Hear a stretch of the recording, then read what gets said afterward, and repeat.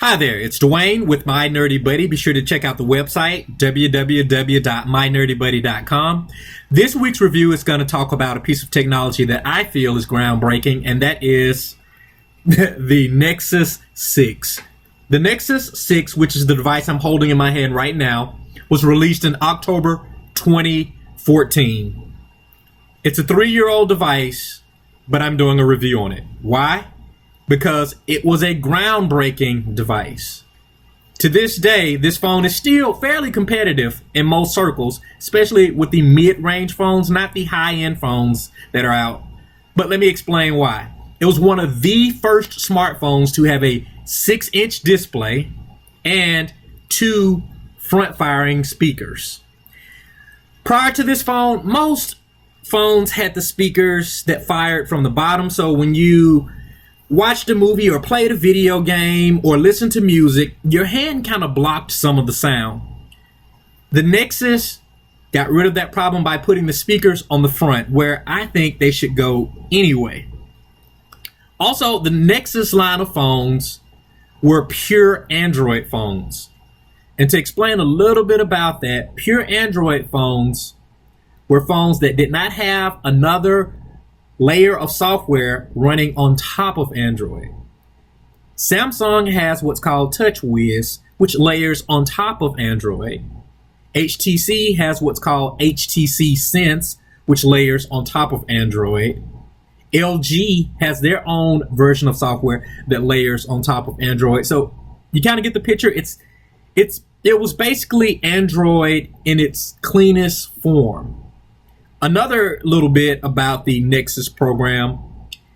Google intended for these phones to showcase exactly what the Android software could do with high-end hardware without having to add something to it. And it showed exactly what Android could offer without, I guess, what some people would consider the extras. Using Phone Arena's website, www.phonearena.com, I'm going to show some specs here that are going to show exactly why the Nexus is still a competitive phone, the Nexus 6. As you can see here, it released with Android 5.0, then updated to Android 5.1. Moving on to Android 6.0, 7.0, Android 7.1. To put that into perspective, the Galaxy S8 released in March 2017, and it only runs Android 7.0. LG V30 releases in a couple of days on most networks, but it's out in some places.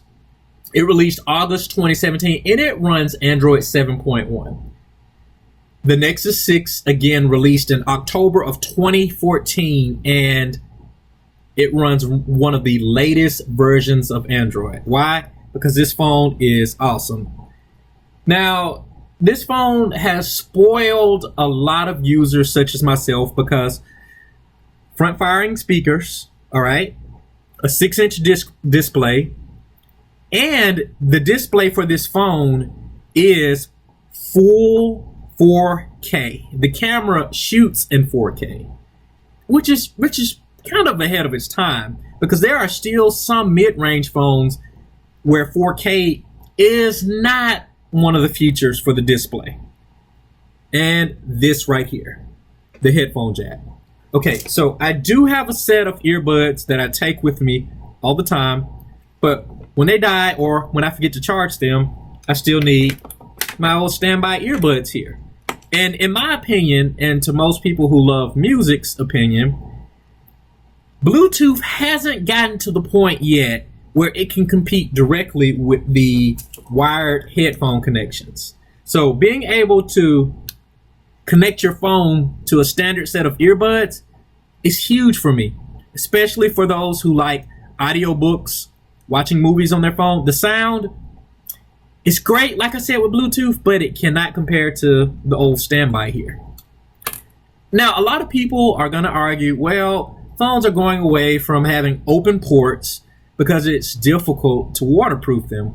Well, the Nexus 4, again released in October 2014, was splash resistant. It wasn't fully waterproof, but it was splash resistant. The Samsung Galaxy S8, to my knowledge, it is water resistant, meaning it can survive a dunk in a puddle of water. And the LG V30, same thing. It can survive a dunk in water as well. So the argument that the headphone jack, takes away from the waterproofing, it's really not a valid argument. Now, from an engineering standpoint, it may be, because it is difficult to engineer something to be watertight when it has open ports on it. But again, this was somewhat water resistant back in 2014. And I'm saying all that to say this: it is time for me to retire this phone, and I am not happy about it. So Google releases the Pixel tomorrow, and I can't wait to see what features it has. But as of right now, the only phones that I'm considering replacing this with is the LG V30, the Samsung Galaxy S8 Plus, maybe the Note 8, but I don't think my budget can bear the weight of purchasing a Note 8. I really want one, but I just don't think I can afford it. Finally, with that being said, be sure to check out this YouTube channel. I post new videos every week, at least once a week. Again, check out the website, www.mynerdybuddy.com. Thank you so much for tuning in, and I'm hoping that the Pixel 2 that releases tomorrow can get me just as excited as the Nexus line of phones have me right now. So be blessed. Thank you so much for your time. Have a good day. Have a good night. Again, I thank you for watching my video.